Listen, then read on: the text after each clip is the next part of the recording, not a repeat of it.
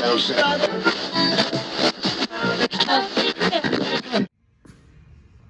up, y'all? It's been a while since I talked to y'all.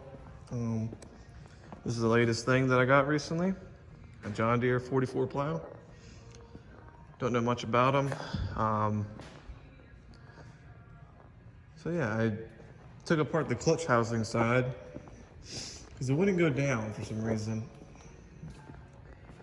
I figured, hey, might as well place everything on the inside.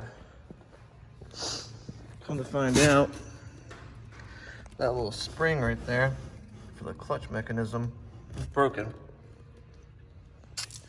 So, all this is taken to my dad's shop to get the parts washer and clean all the gunk out of it. It had about maybe a gallon of water in it and it leaked all over the floor. This was yesterday. So this will be a fun little project. I don't know where, I think there's like rubber bushings in here or something, but I don't know if that's good or not. I don't know where we can get parts for this. I know you can get this. It's kind of bent too, as you can see, because it hits right here. And then it free flows, as you can see, and then it goes back over. Other than that, the plows are really good condition. I don't see any welds or anything on the backside. They look pretty good. But the clutch, I got a whole rebuild kit for it for 70 bucks. And then I'm gonna try to fix these cables. These are bent too, these arms. Try to straighten those out. And I noticed the weld broke right here. So I might just do like this one did, but stick a bolt in it instead. A lot of stuff's loose, as you can see, because I don't know if it's supposed to be like that, but it's pretty worn out. I think it should have a spacer on the back side, because when you push these down, they're like next to each other.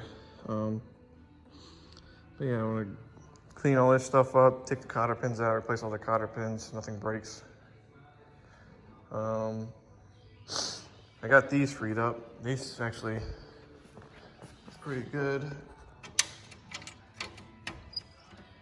Oh, it's all stuck back up. Oh God.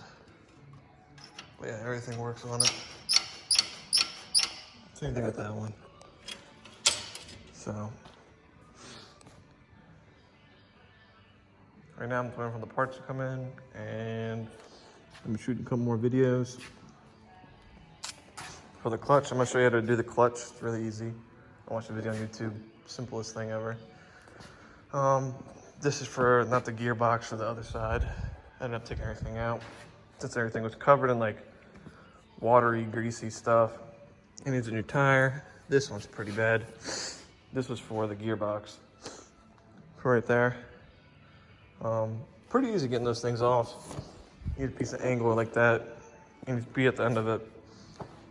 And it slides right off. Other than that, nothing new going on. Besides the D.